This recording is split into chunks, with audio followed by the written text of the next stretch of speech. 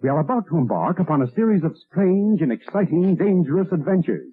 Adventures that will lead us to all parts of the world. Hello and welcome to another Bad Comic Review. This time we are looking at the Blair Witch Project. This is a one-shot from 1999 from Oni Press, and it's sort of a loose tie-in to the film. In this case, they are setting up the premise that there was a comic book put out by some kid that wandered out into the woods and was lost for several days, and this comic is a result of adapting the story in that very primitive comic book called Wood Witch Said. So the first story is Elly Kedward's Curse, written by Jen Van Meter, illustrated by Tommy Lee Edwards, lettered by John Workman, and edited by Jamie S. Rich. This is sort of about Elly's journey to Baltimore and then to Blair, and her life basically is horrible. She had several miscarriages, her husband died, and everywhere she goes seems to be tragedies. And then eventually she is taken out by the locals as a witch. The story was okay, but the dialogue is, they're attempting to make it dated and it comes off as a bit awkward and clunky, and the art is kind of equally mixed of a bag because sometimes it's really well done and others it looks very rushed and sketchy. The second story is She Needs Me, Coffin and Rock, written by Jen Van Meter, illustrated by Guy Davis, lettered by Sean Konot, edited by Jamie Rich, and this one follows a little girl who is lured into the woods, which results in a search party going after her and then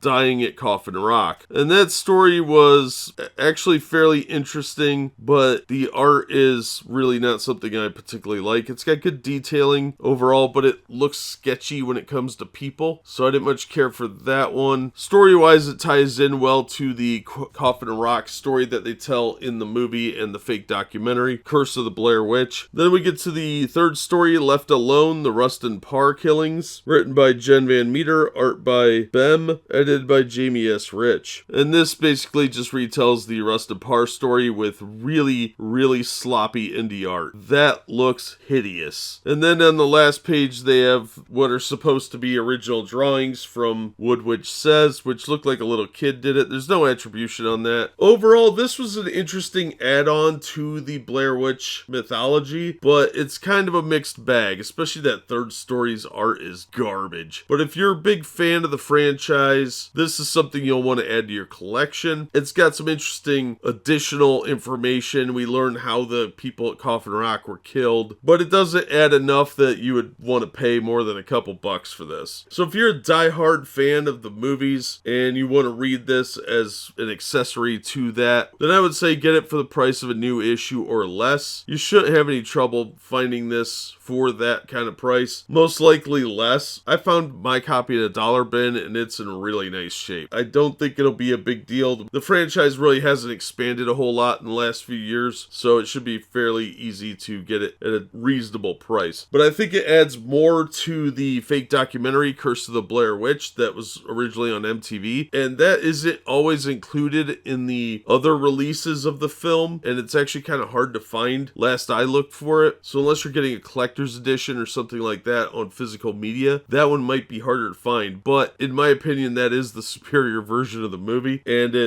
this would add more to that than it would the regular film. So that being said, I will recommend this, but only if you're a big fan of the film. If you have never seen the movie, this book will make zero sense to you, and if you're not a fan of the movie, you're probably not going to like it then either. Also, the cover's pretty boring. It's just the promotional still that was in all the trailers and most of the posters and production work, so they could have done something a little bit more original with it, but I've seen a lot worse. So it is a pretty mixed bag unless you are a fan of the franchise. But that is going to do it for this episode. Thank you so much for listening and supporting the channel. If you enjoyed this episode, please hit the like button and don't forget to subscribe so you don't miss future reviews. If you'd like to help the channel out in other ways, links are in the description to various support methods. And as always, we hope to see you on the next one.